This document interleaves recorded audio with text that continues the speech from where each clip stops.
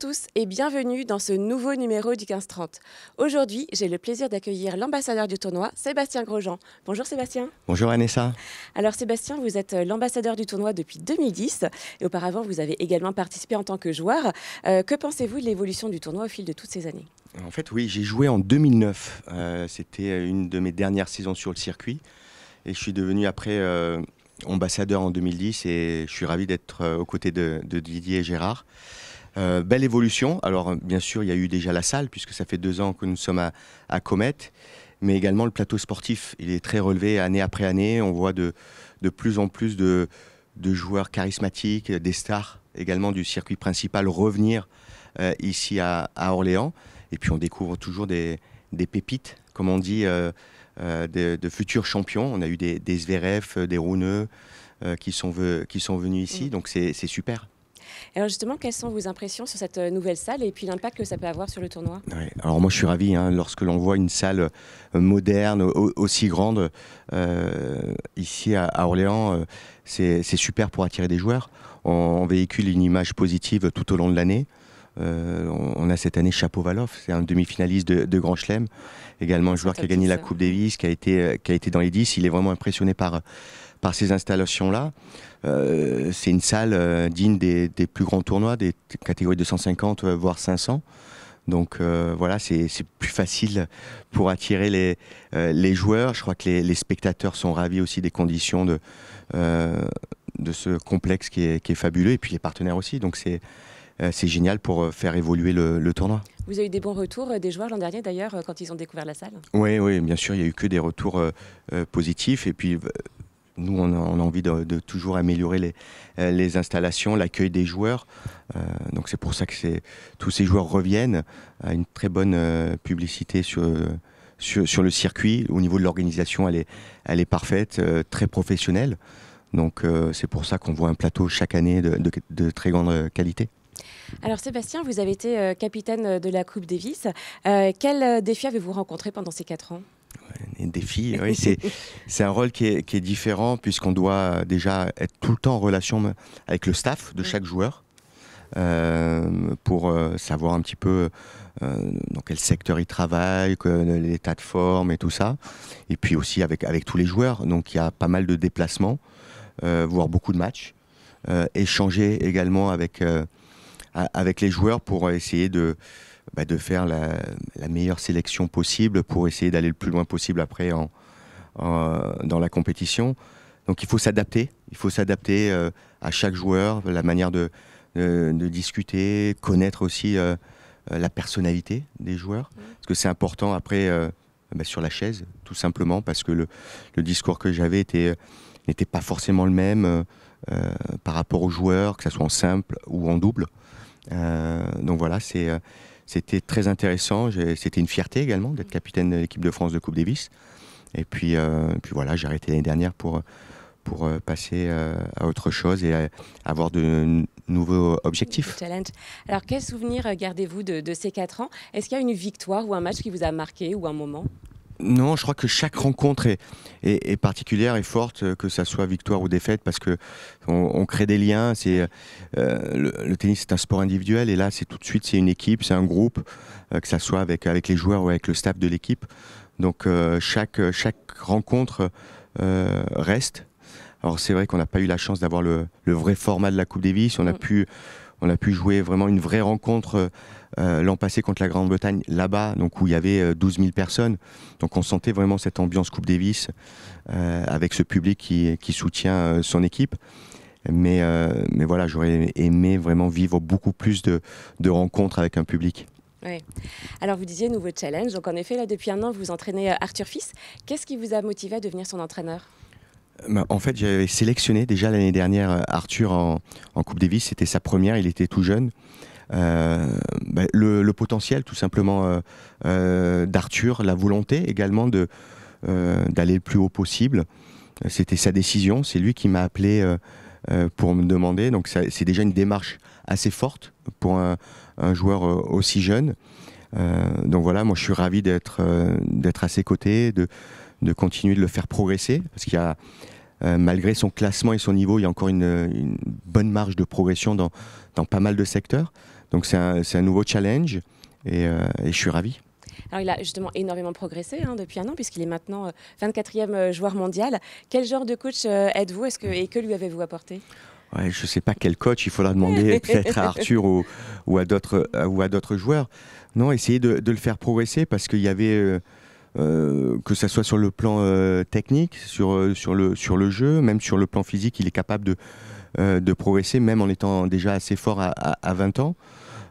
Également, là, au plus il va avancer, au plus il aura d'expérience aussi, de connaissances, que ça soit des matchs, mais également de lui-même, de mieux se connaître encore.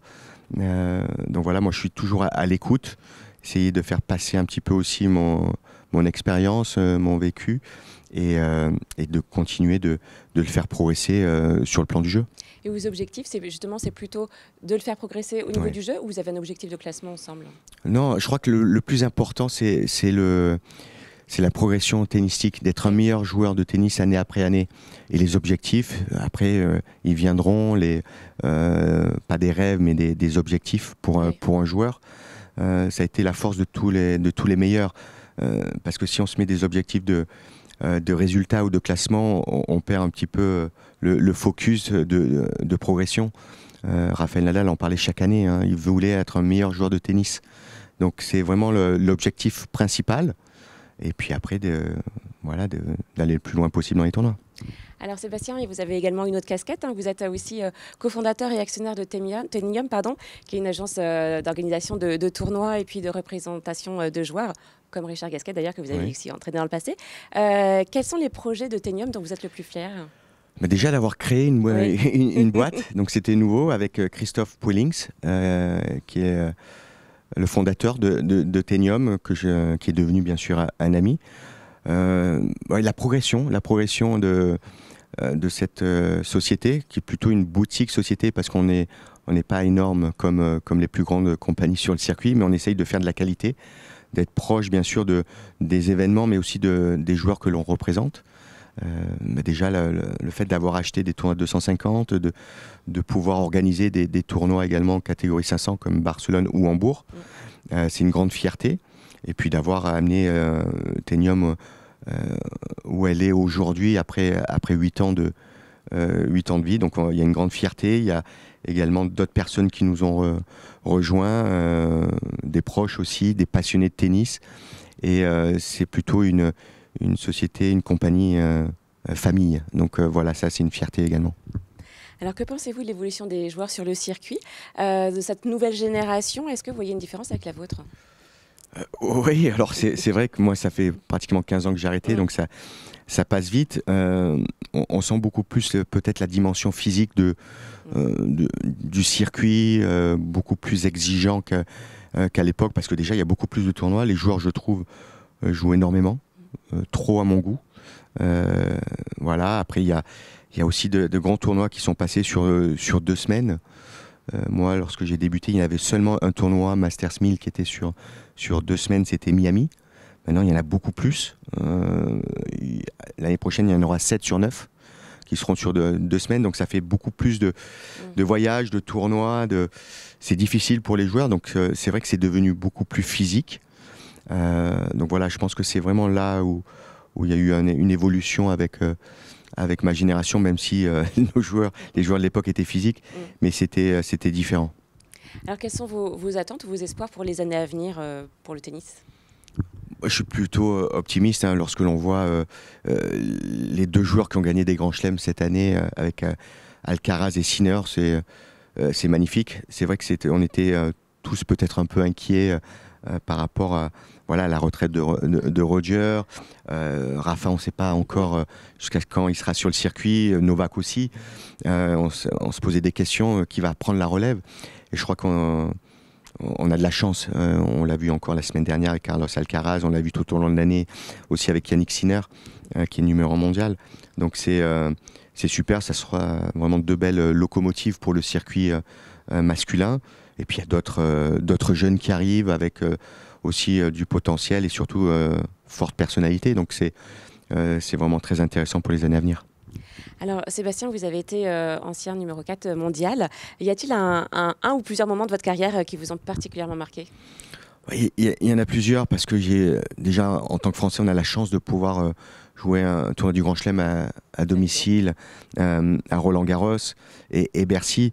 Donc toutes ces années, tous ces matchs disputés dans ces tournois-là m'ont marqué. Et puis aussi les rencontres de Coupe Davis. On a eu la chance de rejouer à Roland-Garros une rencontre de Coupe Davis contre les États-Unis. Donc c'était une rencontre qui reste également dans la mémoire.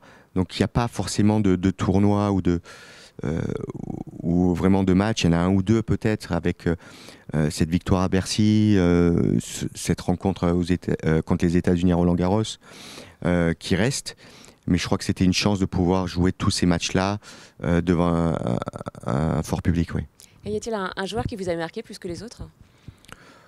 Marqué, je sais pas. Y en a, lorsque j'ai débuté, oui, il y avait André Agassi ou Pete Sampras. C'était des joueurs qui avaient déjà tellement gagné, qui étaient vraiment les stars du circuit. Et je crois que c'était pas forcément de les jouer, c'était de pouvoir s'entraîner avec eux, qui étaient des moments particuliers, parce qu'il y avait quand même des échanges. Et c'était ça le plus intéressant. Alors Sébastien, dernière question.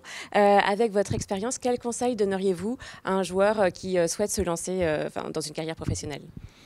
Le conseil numéro un, c'est vraiment aimer jouer au tennis, être passionné par ce sport, parce que c'est exigeant, parce qu'il faut travailler, il faut être sérieux. Voilà, c'est difficile parce qu'il y a beaucoup de voyages et qu'on est seul. Il y a une remise en question permanente, mais il faut aimer ça. Donc moi, j'ai été tout de suite passionné par le tennis et aujourd'hui encore, je suis toujours au contact de ce sport. Donc il faut avoir un amour. Merci beaucoup Sébastien. Merci à vous. Quant à nous, nous nous retrouverons demain pour un nouveau numéro du 15-30.